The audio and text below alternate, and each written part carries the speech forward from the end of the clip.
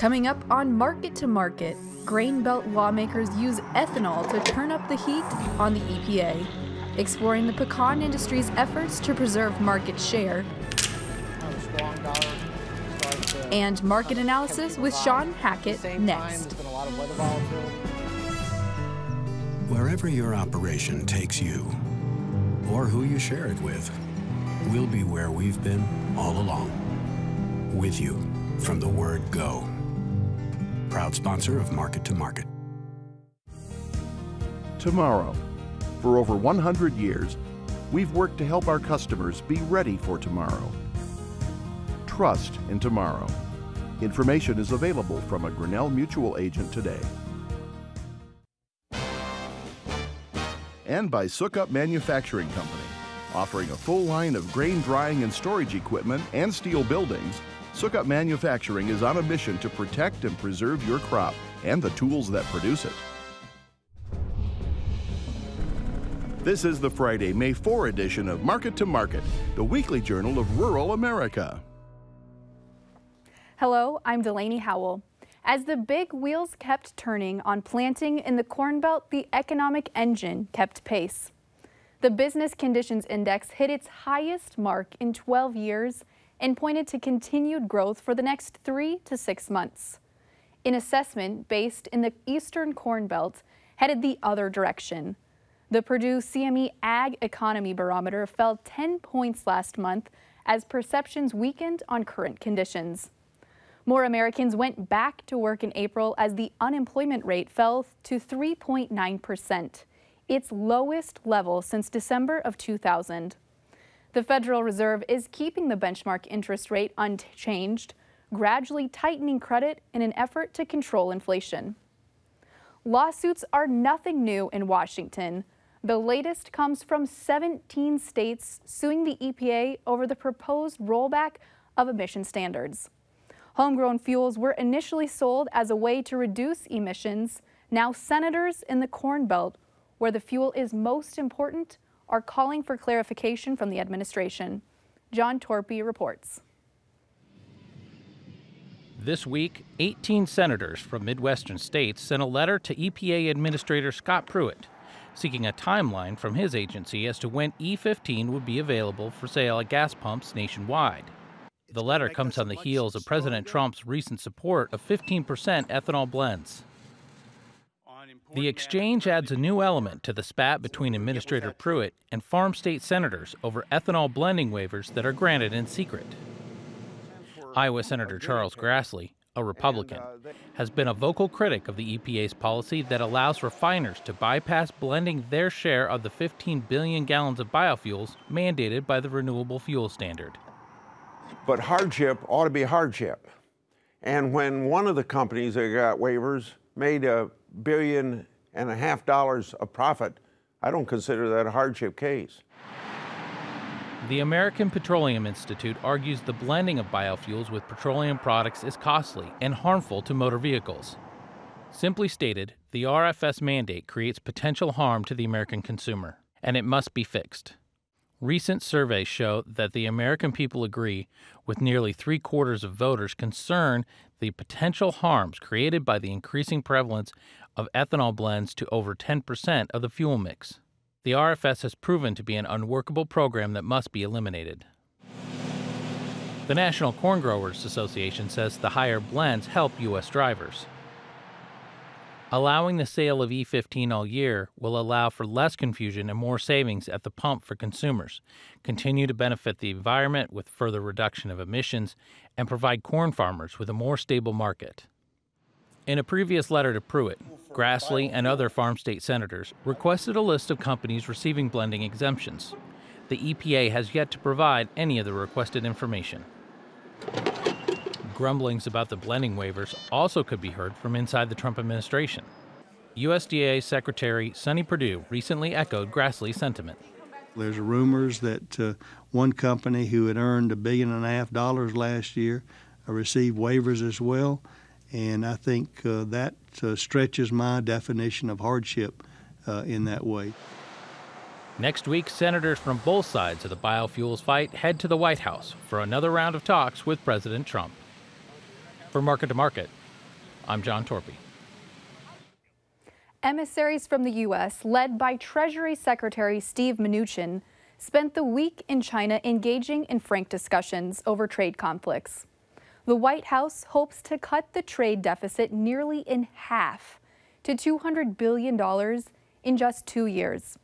Several domestic companies eye China as a new horizon for expansion, including commodity groups. As Colleen Bradford-Kranz reports, the pecan industry is looking to crack new markets.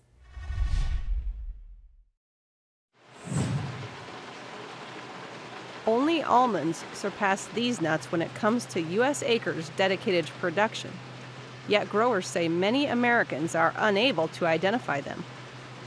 A couple years ago, we went to a show up in New York for wholesale, and I'd say 1 out of every 4 people that came by said, "Oh, walnuts." And you say, "Well, no, not really. Actually, it's pecan." And so there's a lot of work to do domestically. However, enthusiasm outside the U.S., particularly in China, has grown rapidly in the past decade. While domestic consumption of the shelled version has remained relatively steady, increasing nearly 5% between 1997 and 2017, the export volume has grown 460% over the same period.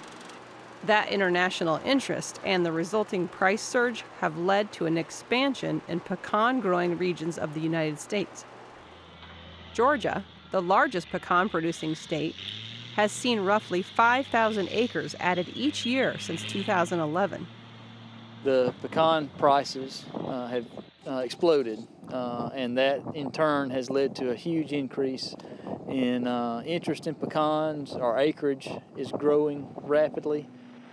Pecan producers are optimistic about giving the domestic market a boost as they have, after several failed attempts, approved a federal marketing order allowing self-funded promotion of their product. The plan, launched in the aftermath of China implementing increased tariffs against the industry, includes the new marketing slogan, "American Pecans, the original supernut." Those trying to recruit new fans don't care so much how consumers pronounce the name of the antioxidant-rich nut, as long as they look beyond the Thanksgiving pie. The nut that we grow is a pecan, and some people say pecan, some people say pecan, and some people say pecan. And I am bound by my marriage vows to say pecan. My wife has really revolted at pecan, thinking that that's something that was put beside the bed in olden days. USDA reports the nation had 392,700 acres of nut-bearing pecan trees as of 2017. University of Georgia Extension experts estimate that 40% of the nation's pecan acres are in the peach state. However, the data reveals it isn't peach production that has been trimmed back to make way for more pecans. Much of the land we see going into pecan production is coming from row crop fields where they were growing cotton. We also see where people have been growing pine trees. We see a lot of that being cleared. Alex Wilson, a fourth-generation grower working his family's Sunnyland Farms in Albany, says the increased interest from China was a game changer. As China began buying more U.S. pecans, the average U.S. price of all pecans grew from $1.12 per pound in 2007 to $2.59 a pound in 2016, an increase of 131%. My father likes to use a story that, and I forget the exact year, in 2006 or 2007, we had our best crop ever. And then 4 or 5 years later, we made basically half as many pecans and sold them for overall more dollars. The Chinese really enjoy the hickory nut. The hickory nut apparently had some issues with quality and production a few years ago. Pecan's actually a member of the hickory family. They used it that year, and since then the demand has stayed pretty heavy. The Chinese still prefer it in shell. They see it kind of as a communal, like, let's crack some pecans and discuss. But that's the older generation. You know, after going over to China a couple different times, you know, you notice that the younger generation is actually more interested in a finished product. Farther north in Fort Valley, Georgia, another fourth-generation producer, Al Pearson of Pearson Farm, watched as the area's market forces shifted when the Chinese began to buy directly from farmers who had previously sold to shellers. The shellers were forced to compete with the Chinese buyers. What that did was open up a market for the farmer to supply the end user with the in-shell pecans versus going to a sheller.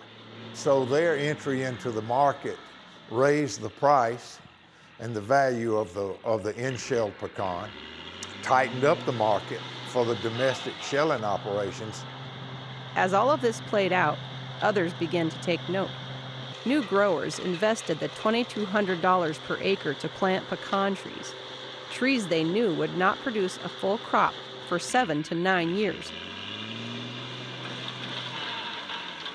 A recent pecan producers meeting and pruning clinic in Wilcox County, Georgia, had nearly 60 attendees, where in past years there might have been a few dozen.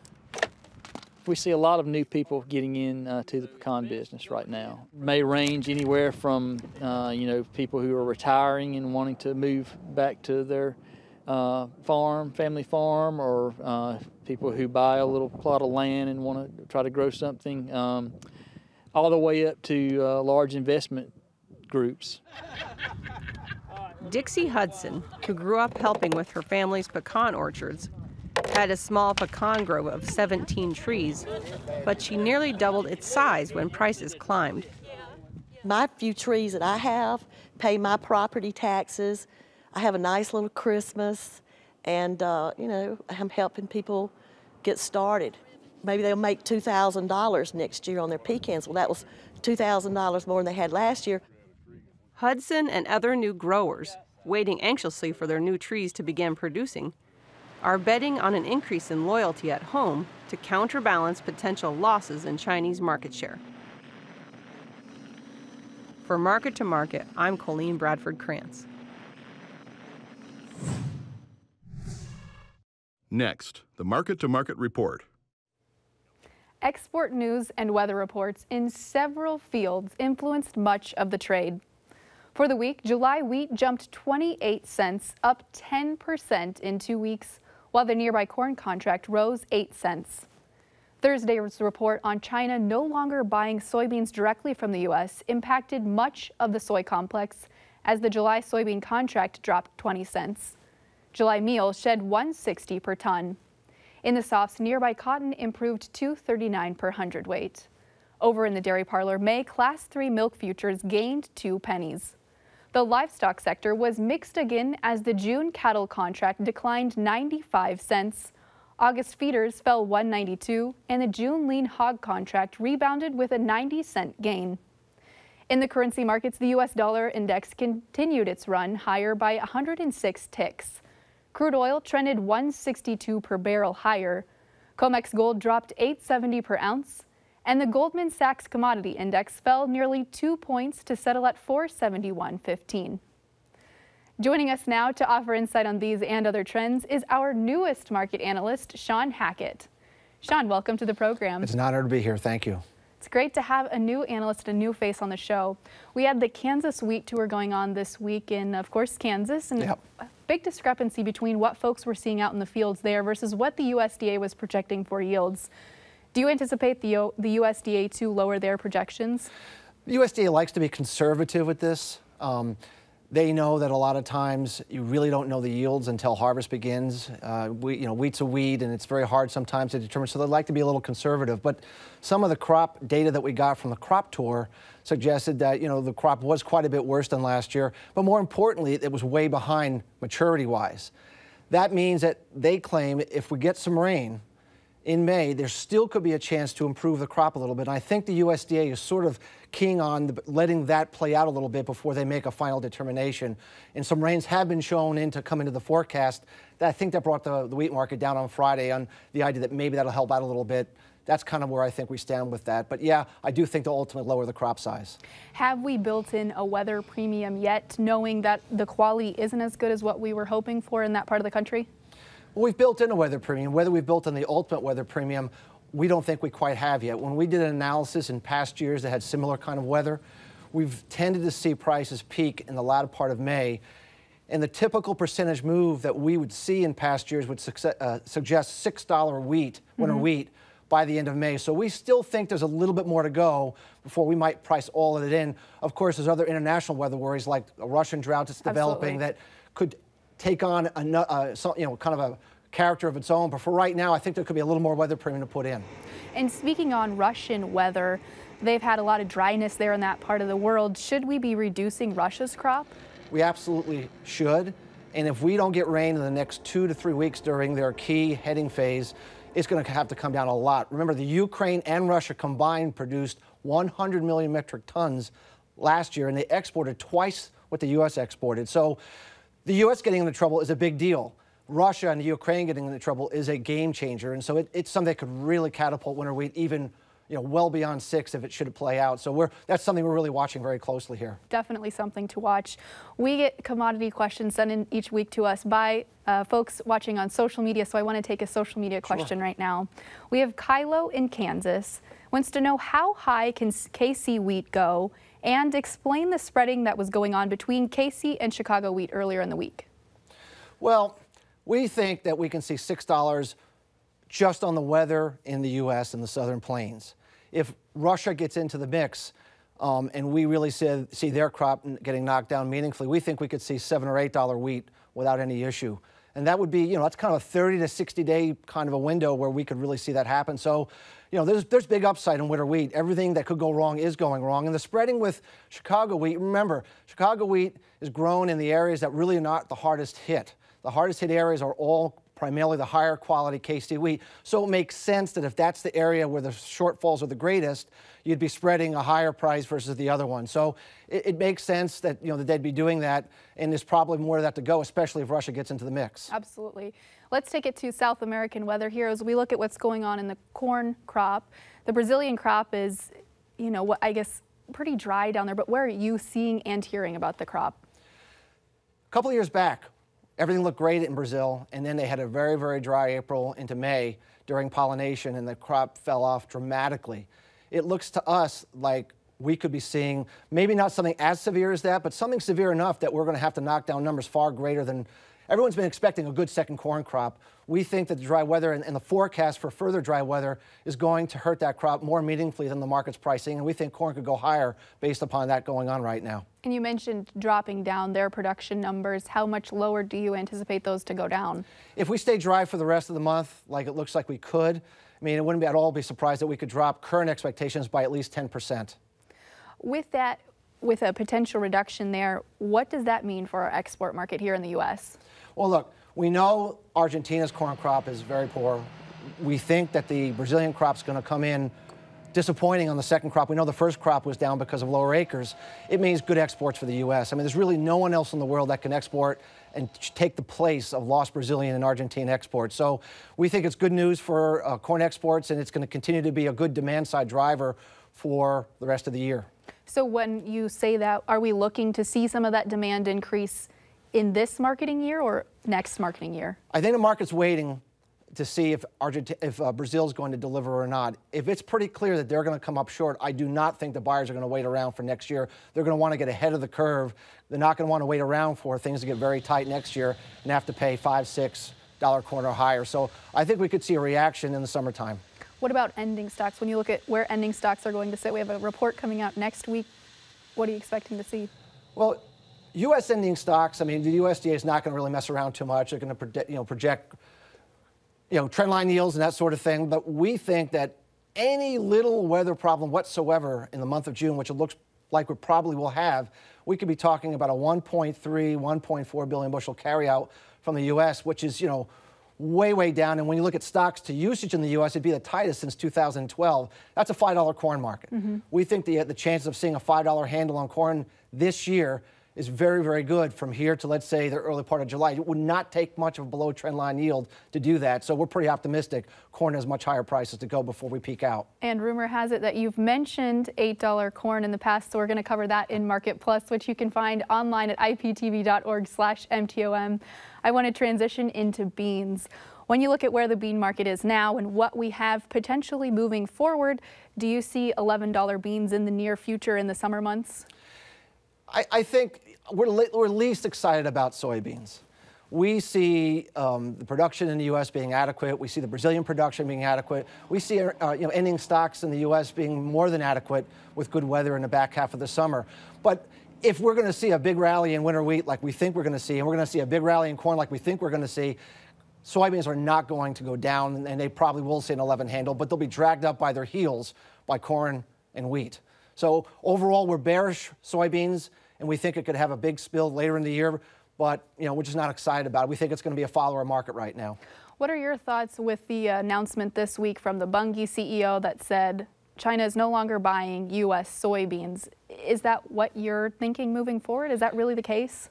Even if that is the case, we don't think it is much of an impact. The reason that we say that, so if they go, we're going to buy all our beans from Brazil now, and all the beans they would have bought from the U.S. they buy from Brazil, and they trade a premium in Brazil versus the U.S., then the Brazilians are going to go buy soybeans from us at a discount and replace those beans. So the beans are going to get bought from the U.S., whether it's directly to China or to Brazil instead. So we really think it's a lot of talk, a lot of volatility that puts into prices, but we don't think that's going to have a major impact to price. Okay.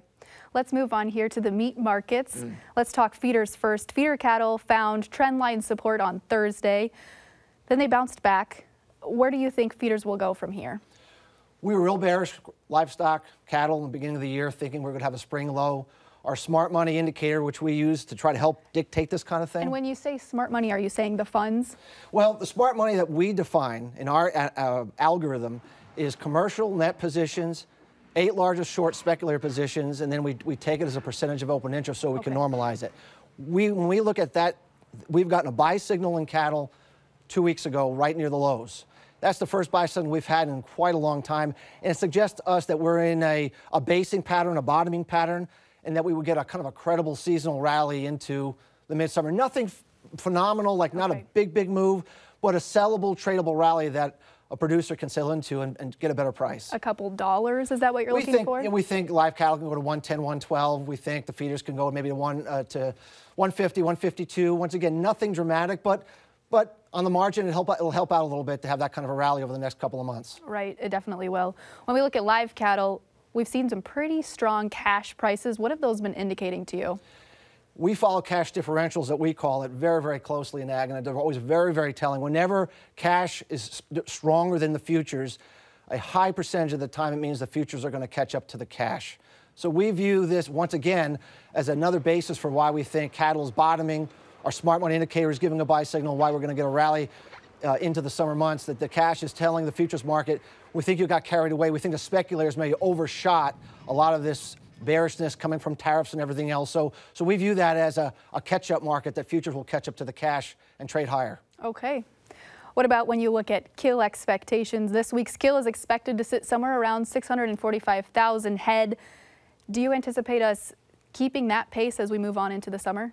We think supplies are going to be very strong. I mean, we just don't see a headwind coming for supplies at all in the foreseeable future. What's going to drive the market higher is just based upon large supplies that we've been having all year, demand improving on the margin, and a buyer wanting to pay up to get product in. So yes, we think that supply can be maintained, but we don't think that'll hold the market back from going a little higher. Okay, really quick, I want to make sure we touch on hogs here. Has the market already cashed in or priced in the big supply that we're seeing in the hog markets? We believe it has. Our smart money indicator, almost around the same time that it triggered for cattle, triggered a buy signal for hogs. So we once again also feel very similar, even though big supplies are out there, but relative to the weaker demand we had in the second quarter, the next quarter coming up, when we have higher demand, we think we're going to get a rally. Once again, not looking for anything spectacular, but we think we could see hogs trade up to maybe 80 cents, something of that nature from where we are around 73, 74. We think that that's a realistic outlook. Once again, not great, but an improvement for the farmer. When we look at cash sales, they have been decently catching up to where we're seeing in futures closing that gap. Why is cash finally closing in to the premium that we see in the futures months? There's always going to be, when we come off the board from one month and we move to the next month, there can be a big disparity between quarters. So this is really, and in the livestock, it's not like we have a contract every single month like we do in milk, for example. They go far out, and there's a very different fundamental base a few months out versus the current. So because of that, you know, we can see that kind of a coming together Okay. at that time. Awesome. Shawn Hackett, thank you so much for being here. Thank you so much. That wraps up the broadcast portion of Market to Market, but we will keep the conversation going on Market Plus, where we'll answer more of your questions. You can find it on our website at iptv.org/MTOM. Spring is a beautiful time and a great opportunity for a photo. Tag us in your Instagram post at IPTV Market and we'll repost it for others to see. Join us again next week when we learn how opposing forces have found common ground in fighting for the Mississippi River. So until then, thanks for watching. I'm Delaney Howell. Have a great week.